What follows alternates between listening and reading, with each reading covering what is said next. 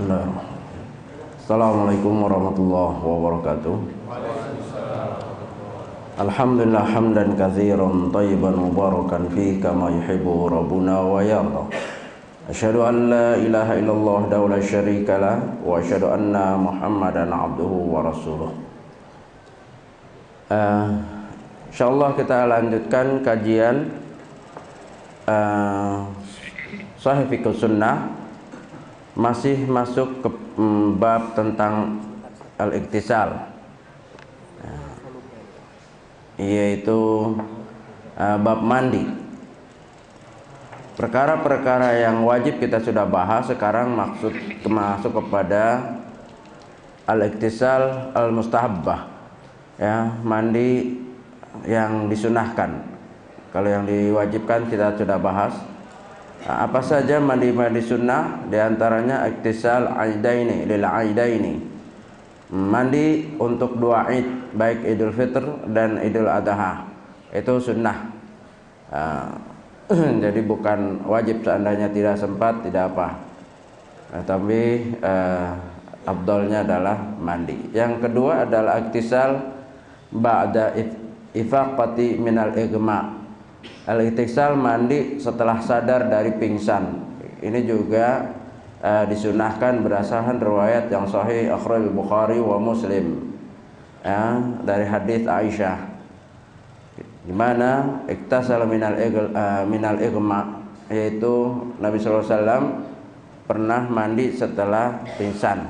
Ini hadis panjang namun singkatnya seperti aja.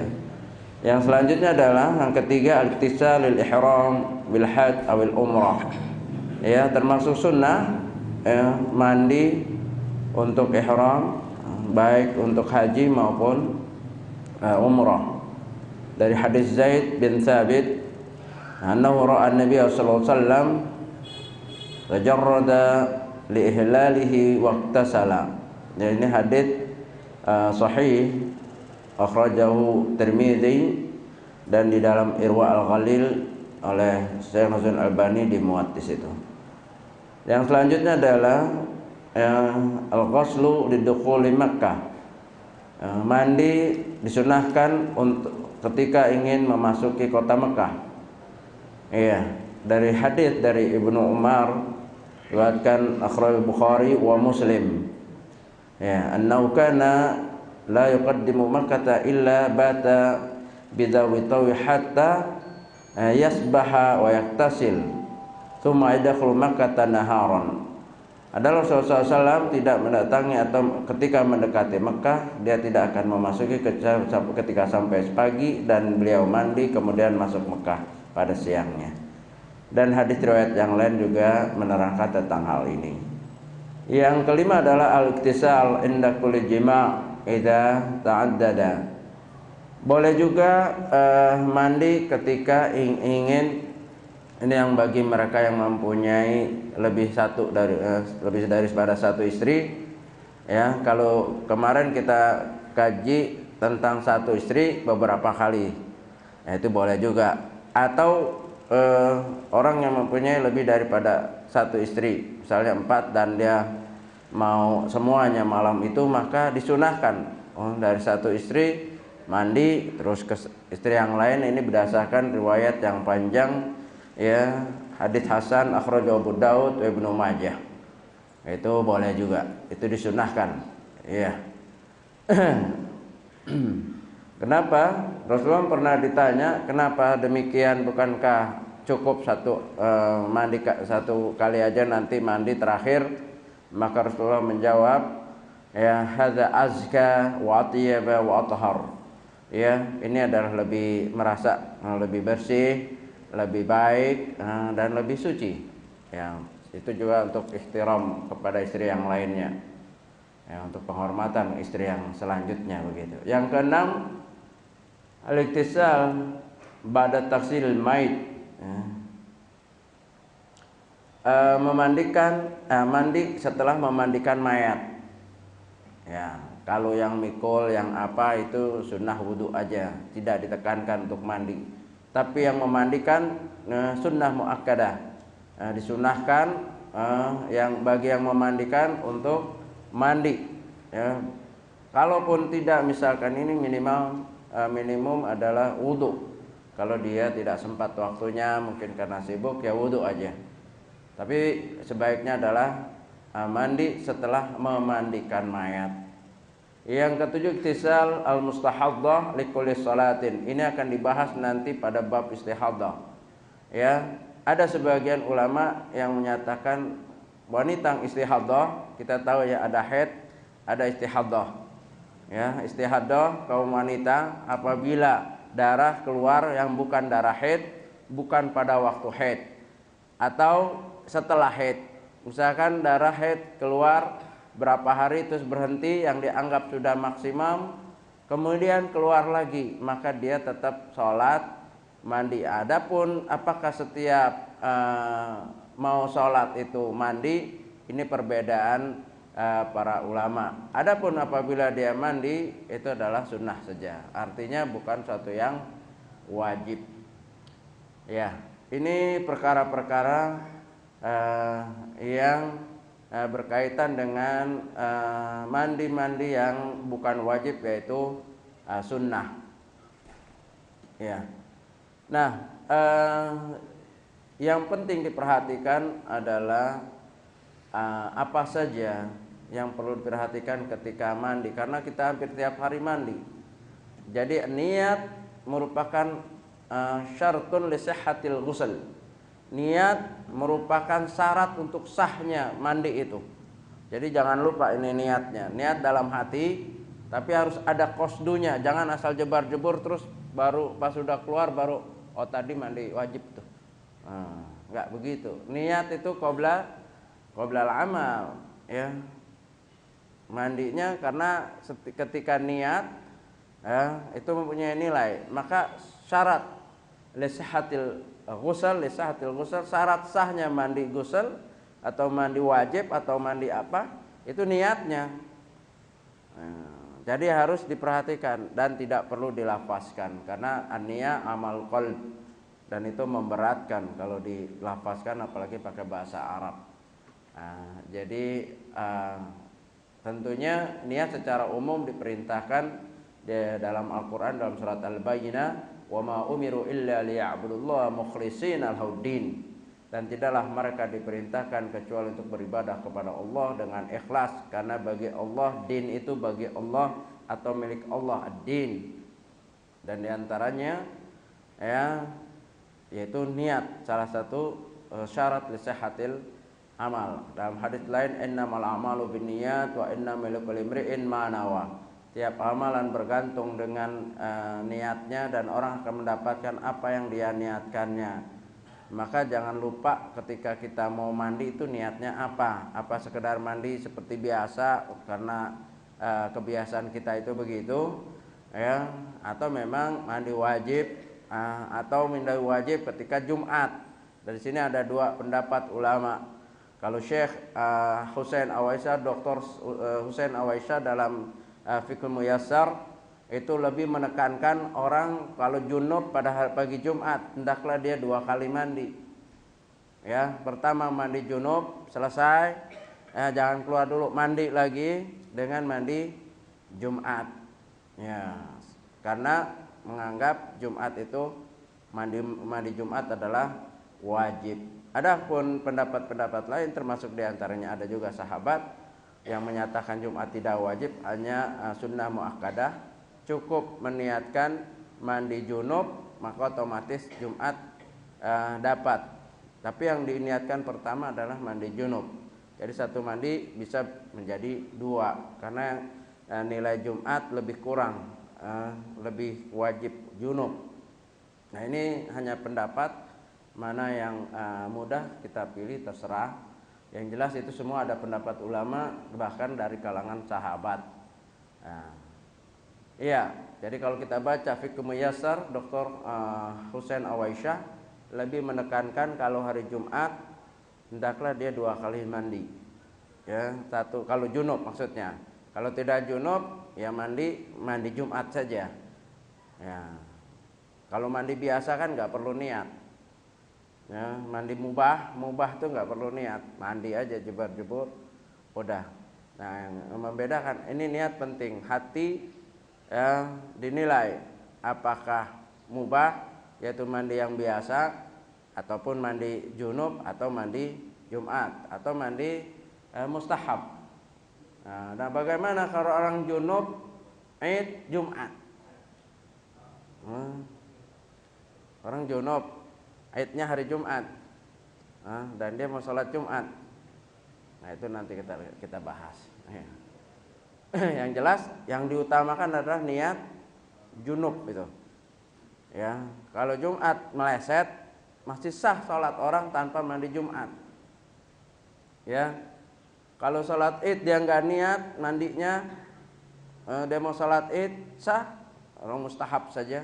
Tapi kalau junub dia nggak niat, itu nggak sah, sholatnya tidak sah. Malam yatimul wajib illa bih fahuwa wajibun.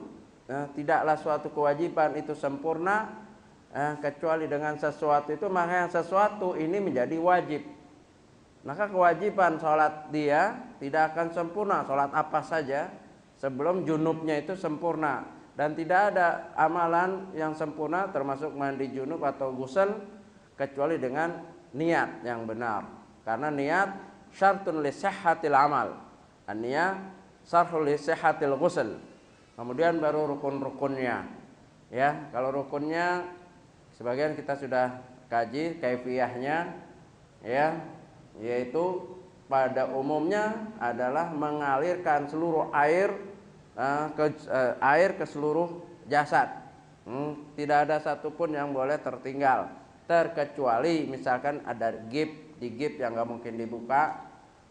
Dan itu di dalam bab yang kita sudah bahas yang lalu tentang bolehnya perkara-perkara yang tidak kena air kalau dikhawatirkan itu bahaya menurut kedokteran atau bahaya di dalam segi nyawa. Ya, itu telah dibahas ya sebagian di dalam bab masul khuf, bab mengusap sepatu atau khuf. Iya. Nah, itu rukunnya yaitu mengalirkan seluruh tubuh dengan air. Tidak boleh ada yang satu tertinggal, tidak ada bagiannya. Terus masalah sunnah-sunnahnya sebagaimana yang telah diterangkan dalam kaifiyahnya, ya, seperti madmadah, ya, atau sunnah-sunnah wudu. Nah, itu biasa. Nah, itu sebagaimana yang adapun misalkan ada beberapa 3 hadis dari Aisyah dimulai dengan cuci tangan. Terus beberapa hadis riwayat Muslim dan yang lainnya dimulai dengan mencuci kemaluan. Digabung di kitab ini. Maksudnya hadis-hadis yang membicarakan tentang mencuci tangan dahulu yang dimasukkan ke dalam bab mandi adalah biasanya itu apabila setelah tidur. Idza astaiqadha ahadukum, apabila kamu bangun di antara kamu, maka janganlah kamu mencelupkan langsung tangannya ke ina, ke tempat air, entahlah dicuci. Karena dia tidak tahu di mana tangannya itu tidur. Aina batat yadahu, di mana tangan itu tidur. Ya. Nah, batat di sini juga ulama berbeda pendapat. Batat itu adalah tidur malam. Bagi yang mazhab Dzahiri hanya malam aja. Kalau tidur siang mah nggak perlu cuci tangan. Ya, karena hadisnya itu batat. Aina batat yadahu. Ya, di mana tidur malamnya itu tangan. Maka hendaklah bangun cuci tangan, baru ya ambil air, baru cuci kemaluan, baru wudu. Kalau wudu kan dimulai dengan cuci tangan lagi, kumur. Nah, adapun kalau tidurnya tidur siang, ya bergantung. Ya, siang kalau tidur siang sendiri boleh karena nggak melanggar hadis ini. Karena yang diperintahkan malam, atau tidur siangnya kayak yang malam, ya sama aja harus dicuci dulu sebelum dimasukkan ke air. Nah, ini digabung hadis-hadis tentang beberapa hadis mulai dengan mencuci tangan, kaifiyahnya. Beberapa hadis mulai dengan mencuci kemaluan. Jadi bergantung kondisi seseorang. Yang jelas dua-duanya sah. Nah, keumumannya kita adalah mencuci tangan dulu, terutama kalau tidur malam bangun. Nah, tidur malam bangun. Nah, jadi ini digabung oleh penulis sehingga kita tidak perlu bingung. Oh, satu hadis kok menerangkan cuci tangan dulu. Ya, yang hadis lain menerangkan cuci kemaluan dulu. Ya, ini dua-duanya boleh, bergantung kita kapan mandinya. Ya, saya rasa cukup. Mungkin kalau ada pertanyaan baik yang lalu yang belum selesai ditanya silakan. Ya. Ya. Assalamualaikum warahmatullahi wabarakatuh. Waalaikumsalam warahmatullahi wabarakatuh. Mengenai badan pingsan, Ustaz. Tadi dikatakan badan pingsan itu sunnah atau wajib untuk sunnah untuk mandi. Yeah. Pengertian pingsan di sini apakah hilang kesadaran atau memang?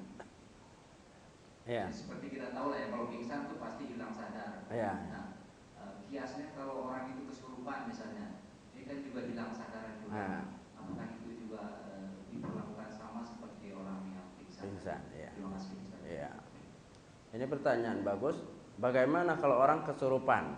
Kesurupan itu ada tingkatan yang macam-macam. Ada yang sebagian saja, bisa ajak ngobrol. Kadang-kadang orang itu sholat masih bagaimana, tapi dia kadang-kadang tidak sadar.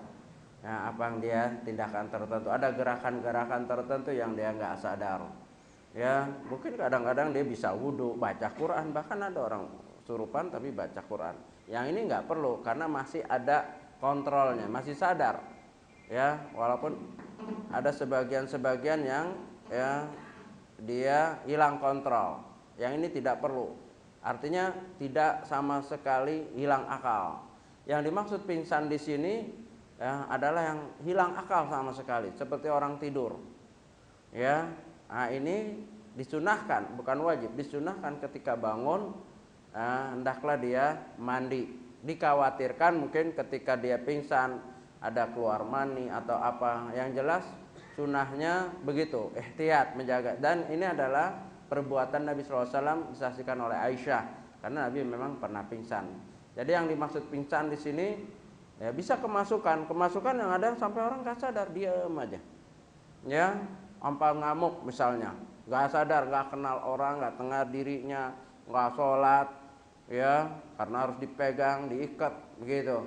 Nah begitu sadar dia harus mandi, ya karena banyak faedahnya. Nanti kan ada di dalam kitab ruqyah, salah satu pengobatan ruqyah adalah mandi. Ya boleh airnya dibacakan, atau kalau dia kena ain, ya makanya ada doa a'udzu bikalimatillahit tamah wa min syaitani bikalimatil tamah wa min syaitanin wa hamma wa min aini lamma. Aku berlindung pada Allah dengan kalimat Allah yang sempurna, ya dari gangguan syaitan dan binatang berbisa, dan dari mata yang mengandung sihir. Nah, zaman sahabat ada seorang sedang wudu, beberapa sahabat wudu, ada satu orang wudu, kan kalau wudu mencuci tangan kan. Nah begitu disingkap tangannya, yang sebelah kagum dengan kulitnya, putih sekali, pingsan langsung tanpa mengucap masya Allah. Ya terus dilaporkan, ya Rasulullah si fulan pingsan, ada apa, kenapa? Ya saya cuma ngomong kulitnya bagus sekali, ya bagus kulitnya itu. Nah itulah katanya, itulah ain. Maka orang yang mengucap ini suruh wudu dan airnya diambil, dimandikan ke orang yang pingsan tadi, sembuh. Itu salah satu cara. Jadi orang pingsan kena ain, maka kalau kagum, masya Allah anak ini bagus sekali, masya Allah mobilnya baru, ya masya Allah ya, jamnya bagus. Itu harus dengan masya Allah. Kalau enggak bisa kecuri, bisa hilang, ya bisa rusak, ya begitu. Nah itu sudah sunatullah, karena ain mata kita itu mengandung sihir. Ya termasuk tadi pingsan yang seperti ini, Anak kita misalkan seorang dipuji, habis itu pulang demam, panas, pingsan, dimandiin. Kalau ingat-ingat siapa yang mengucapkan ini, itu bekas wudhunya diambil, diminta, ya, atau diusap, begitu, terus sisanya dimandiin. Nah, jadi kena sihir baik sengaja atau ketika sadar, yang sampai tidak sadar, maka ketika sadar disunahkan untuk dimandikan, karena itu juga salah satu metode penyembuhan. Ya, jadi sunnah ya Pak ya, bukan wajib, sunnah. Begitu. Wallahu a'lam. Ya. Assalamualaikum warahmatullahi wabarakatuh. Waalaikumsalam warahmatullahi wabarakatuh. Insyaallah Pak Ustaz selalu dijaga oleh Allah Subhanahu wa taala. Pak Ustaz, saya pernah membaca sebuah hadis, bahasa Indonesianya kira-kira seperti ini. Apabila kita sudah selesai sholat fardu, kita melakukan zikir seperti saat ini juga. Apabila kita tidak dalam kondisi wudhu, kita tidak mendapat pahala. Itu yang saya baca, itu mohon penjelasan. Itu nomor satu Ustaz. Yang nomor dua, tadi sesudah sholat kita dapat pengumuman akan ada permintaan dana untuk bantuan Afghanistan. Saya mohon penjelasan dari Pak Ustaz, bagaimana sih secara syar'inya kita tuh memberi infak sedekah. Terima kasih. Ya. Ya, yang pertama saya belum baca hadis seperti itu. Ada kitab Fiqhul Adzkar yang ditulis oleh bapaknya Profesor Abdul Razak, ya, Muhsin Hamid Al-Badar. Itu tidak ada di situ hadis-hadis itu seperti ensiklopedi. Jadi abdoliyah, ya, zikir abdoliyahnya seperti baca Quran, abdolnya itu dengan wudu. Ya. Kalau tidak dengan wudu sah. Ya, karena hadis-hadis yang menyatakan bacalah oleh kamu Al-Qur'an.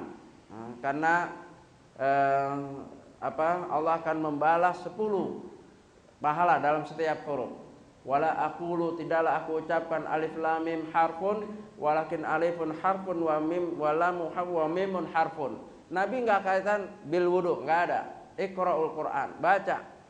Ya, dan ini kalau kita harus berwudu terus sangat memberatkan. Karena enggak semua kita kuat jaga wudu.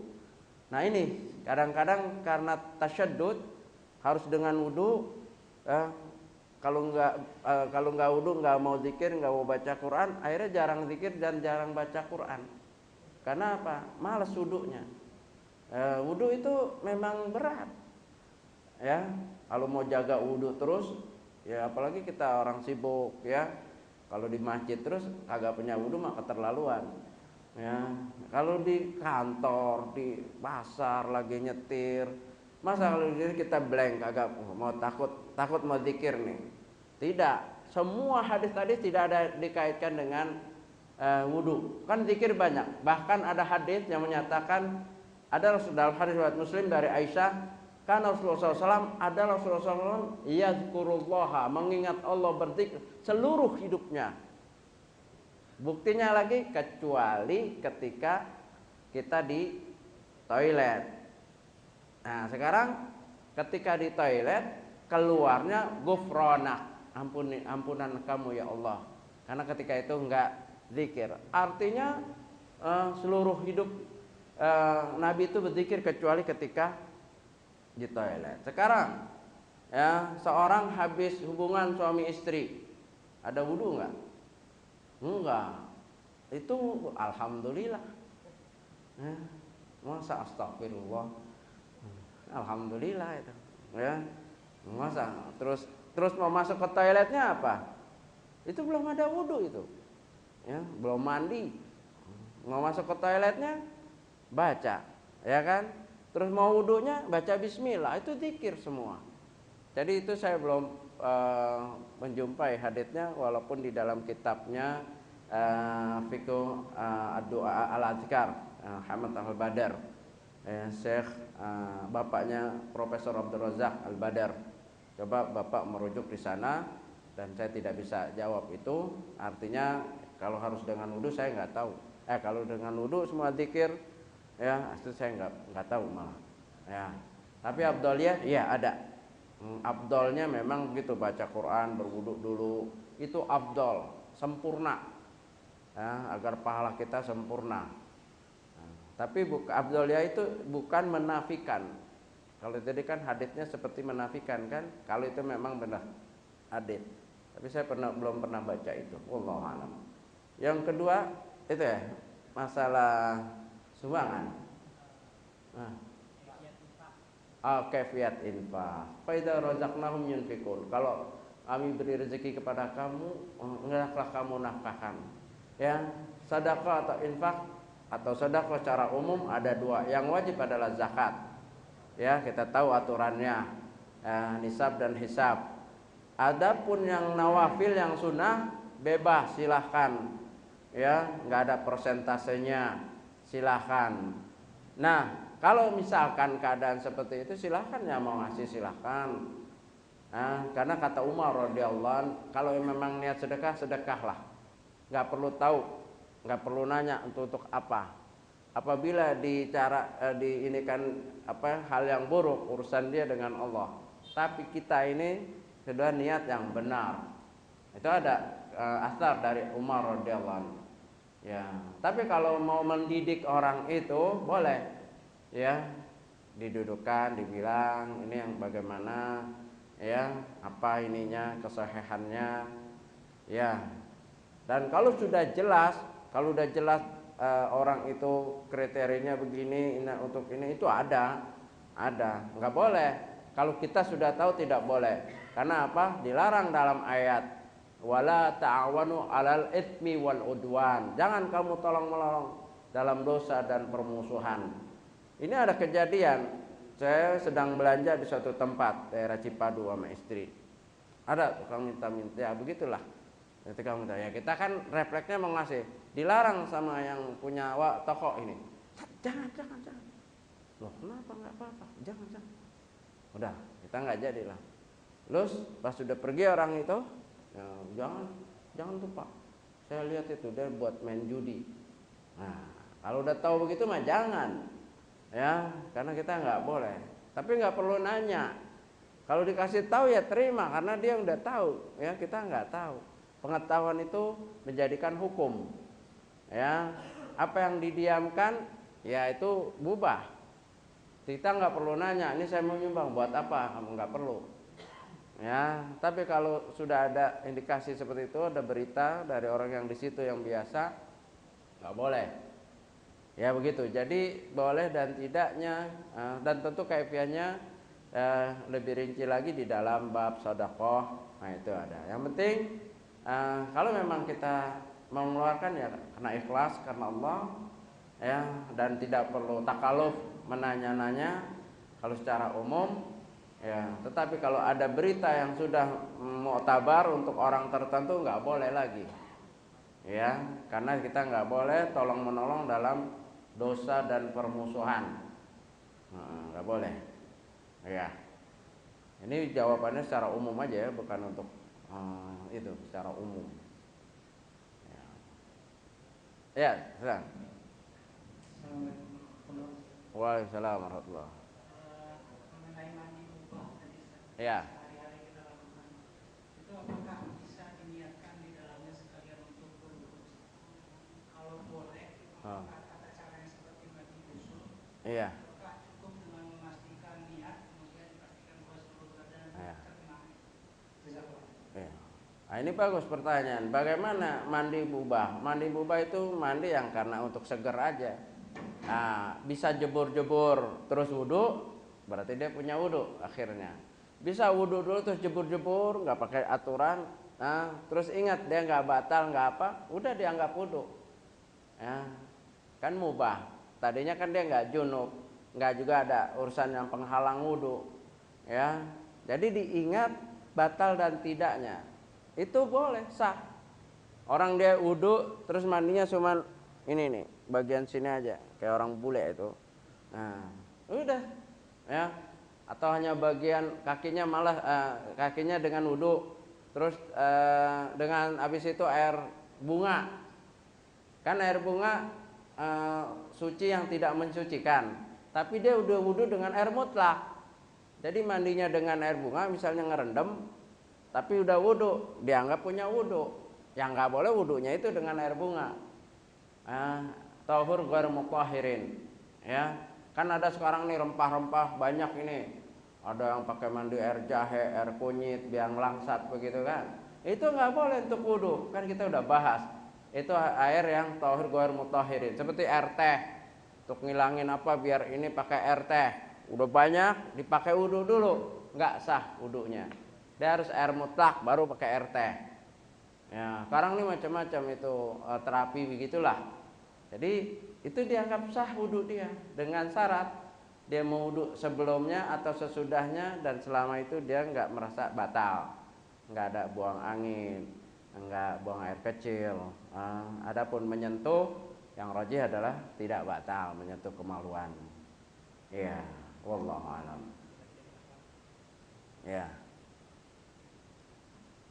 Assalamualaikum. Waalaikumsalam. Bagaimana adab kita mandi menggunakan basahan atau telanjang bulat? Iya. Hadis yang Nabi SAW melihat seorang mandi, beberapa orang mandi dan telanjang dan saling melihat, akhirnya Nabi naik. Ya, ayuhan nas, wahai manusia, sesungguhnya Allah lebih berhak kamu malu. Artinya hendaklah malu. Jadi wajib pakai mandi basahan kalau bersama-sama. Kalau sendiri ada dua riwayat yang menyatakan sah, bolehnya telanjang bulat sendiri atau berdua sama suami istri. Seperti Nabi dengan Aisyah, nggak ada sama sekali satu benang pun nggak ada. Udah kayak Adam dan Hawa baru turun tuh. Ya, boleh kalau berdua. Kalau sendiri juga boleh. Yang nggak boleh kalau ada orang lain. Ini suami istri, ada anak, pakai baju basahan. Ya, misalkan habis berenang terus ganti baju, biasa kan keluarga akrab begitu kan, suami istri anak. Anak ini udah dihitung nggak boleh ngelihat aurat, baik aurat ibu dan bapaknya. Pakai baju basahan itu semua. Ya, jadi kalau sendiri udah, ya, bahkan berdua suami istri boleh. Kata Syekh Muhammad Shalih Utsaimin di dalam kitab kitab tentang keluarga, di situ dikatakan bolehnya suami istri mandi tanpa ada benang sehelai pun, dan boleh saling melihat semuanya, nggak ada batasan. Karena nanti juga dia begitu, mandiinnya kan begitu, mandiin mayat si suami, mandiin mayat istri, itu nggak usah ditutup kalau dia cuma sendiri memandikannya. Nggak ada batasan aurat, ya udah telanjang bulat aja begitu. Si istri mandiin suami telanjang bulat aja, dia berdua aja, selesai, dah. Yang lain jangan ikut. Ya, jangan so akrab yang lainnya, berdua aja. Jadi kalau sendiri boleh telanjang bulat, berdua suami istri boleh telanjang bulat. Ketika ada orang lain, baik anak, keluarga lain atau orang lain, maka tidak boleh.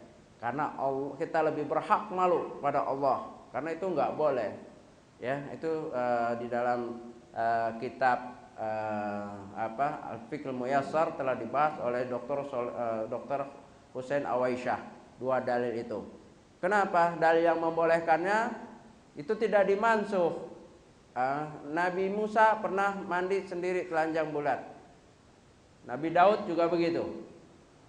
Ya. Nabi Daud juga, Nabi Musa yang diambil itu karena orang Bani Israel mau ngecek, katanya Nabi Musa inilah ya ada cacatnya, diambil. Itu telanjang bulat. Nabi Daud telanjang bulat, Nabi aja telanjang bulat, tapi sendiri. Ya, jadi kita boleh mandi telanjang bulat dengan syarat sendiri atau dengan suami istri, itu boleh. Boleh saling melihat, boleh. Aisyah dengan Nabi itu satu ini telanjang bulat satu tempat, nyelep dua-duanya berebut air. Ya, begitu. Itulah indahnya Islam, tidak kaku. Ya, ad-dinu yusrun, agama ini mudah. Ya, jangan kita persulit. Ya, wallahu alam. Cukup ya. Subhanallah wa bihamdika asyhadu an la ilaha illa anta astaghfiruka wa atubu ilaik. Assalamualaikum warahmatullahi wabarakatuh.